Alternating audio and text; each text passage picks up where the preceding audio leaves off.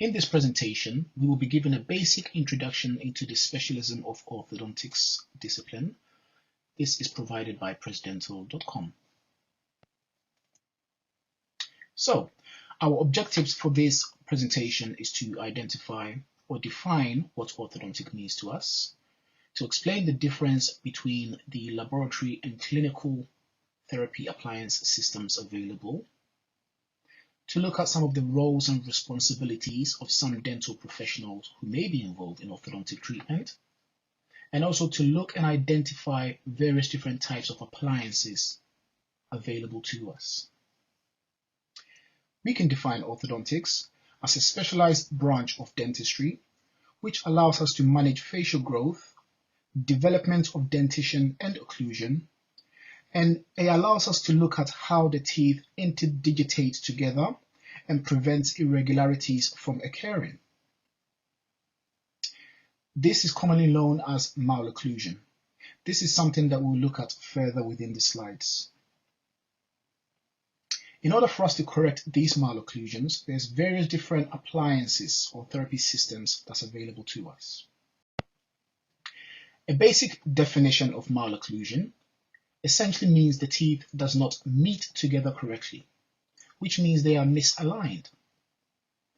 There are various different categories of malocclusion, and just to briefly outline them, we can term them as Class 1, Class 2, and Class 3. So Class 1 being the most common is what we determine as a normal bite, where the upper teeth slightly overlaps the lower teeth. Class 2 malocclusion has an overbite, which is when the upper jaw protrudes severely over the lower jaw. And Class 3 would be an underbite, where the lower jaw protrudes forwards or juts forward, causing the lower joint teeth to overlap the upper teeth. There are more complex dental terminologies for this, which we will look at in a bit more detail. So now let's look at different types of classification, starting with Class 1 classification. The way we are going to do this is by using a standard language known for identifying posterior relationship and anterior relationship. One way we can do this is by using Angles classification. Angles classification was developed by Edward Angle, who is termed as the father of modern orthodontics. Edward Angles developed a system in order to simplify the way we can identify different types of orthodontic treatment systems.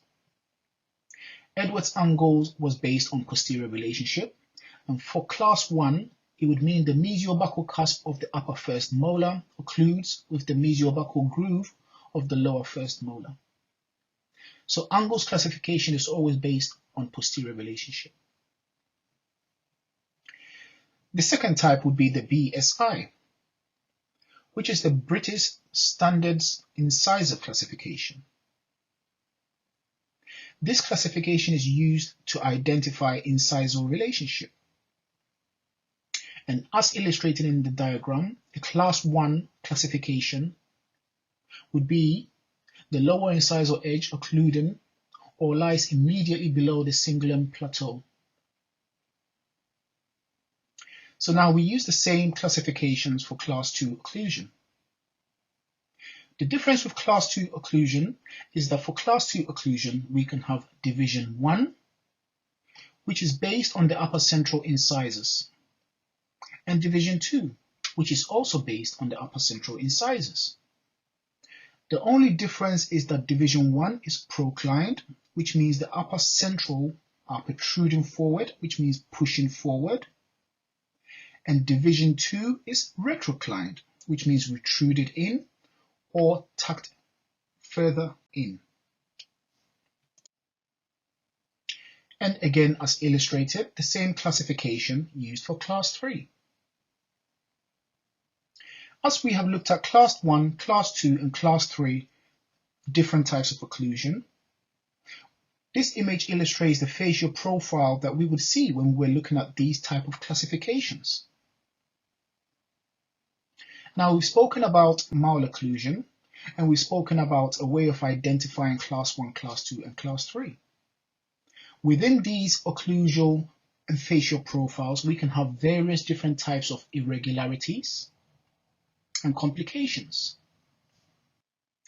All these different types of occlusions that we've looked at can have various different types of malocclusion.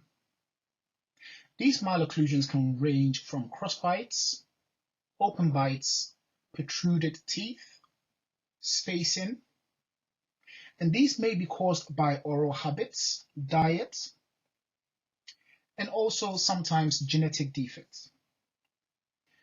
There are 4 fundamental reasons why we undertake orthodontic treatment. One will be to restore dental arch stability. 2, to improve aesthetics. 3, to restore function.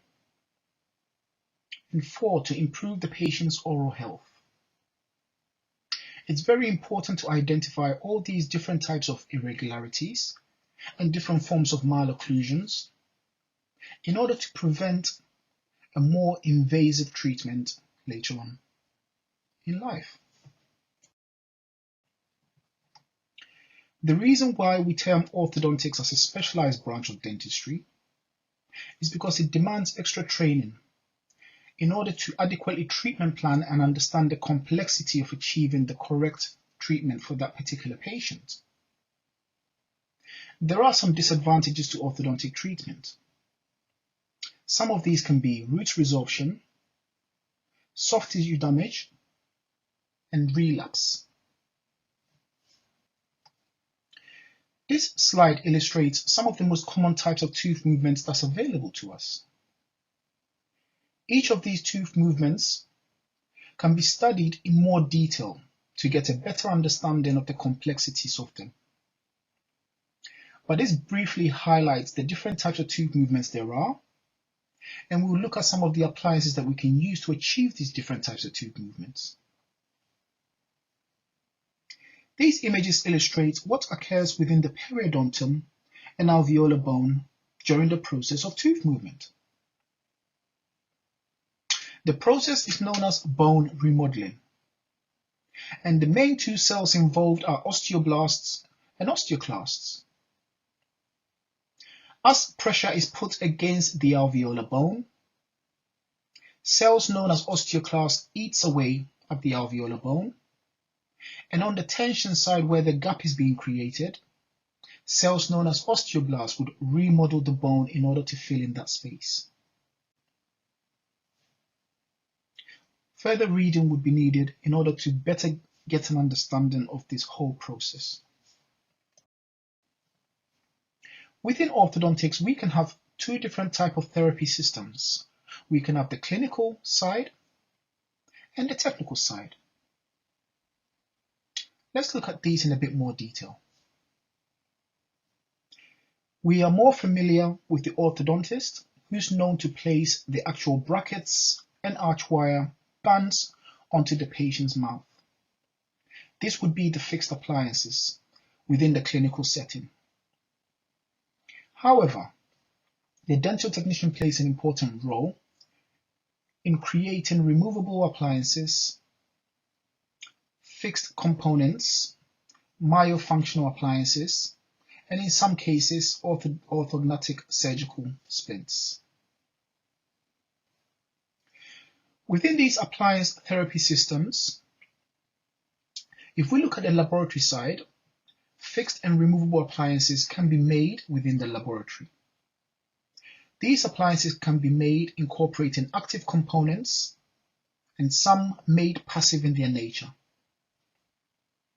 Within the clinical side, we would have the normal, commonly known braces, which would be placed onto the patient's mouth.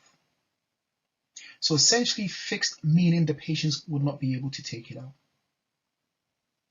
And the last and most important stage is the retention stage. As we highlighted before, due to relapse, finding a way to retain the teeth in their current position is very important.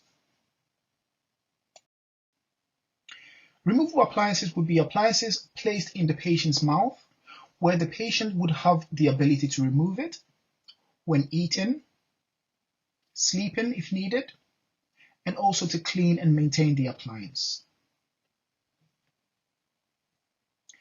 There is a wide variety of options available to us when it comes to removable appliances. Removable appliances are easy to make, cost-effective, and allow us to incorporate a wide variety of different components to achieve different types of aims at the same time. This illustrates one appliance where we have different components. So we have the Adam's cribs, which provides retention. We also have posterior capping, which prevents the posterior teeth from over-erupting. The anterior section has 2 Z-springs, and we also have a south end clasp on the 2 central incisors. These also illustrate the wide variety of options that's available to us from removable appliances. Fixed appliance would be carried out within a clinical setting by the orthodontist. This essentially means the patient would not be able to take it out and would have to have regular visits to have them adjusted and maintained. There are 2 different types or options available to us. One is the clinical type of fixed appliances, and the second is the laboratory type of fixed appliances. This illustrates different types of laboratory fixed appliances. The molar bands would be cemented onto the teeth by the clinician, and the laboratory technician would carry out the wire work and various different components needed. On occasion, these components would be soldered onto the bands and sent back to the clinic for the clinician to fit into the patient's mouth. The most common types of clinical fixed appliances we may be aware of are your typical braces, which incorporates arch wires and cemented onto the tooth, most commonly with composite. The 2 types identified here are the beg and the edgewise appliance. So now let's look at functional appliance therapy systems or myofunctional type of appliances. These type of appliances use a combination of the soft tissue and the development of the jaw and bone to achieve a specific aim. Functional appliances gives us the option to correct open bites, help patients break habits, limit or restrict the amount of pressure added by the soft tissue during bone development. One of the most important stages of orthodontic treatment is the retention stage. This is to prevent a relapse of all the hard work that's gone into achieving the desired outcome. There are a variety of different appliances available to us when it comes to retention. This would be discussed and chosen by the clinician during the treatment planning stage in order to find the best possible type of retentive appliance for that particular patient. Each of these retention appliances have their unique individual advantages and disadvantages. We hope this presentation has given you a brief understanding of orthodontic discipline, the therapy systems available, and also the reasons why we undertake orthodontic treatment. Thank you for your time, and we hope to see you back soon.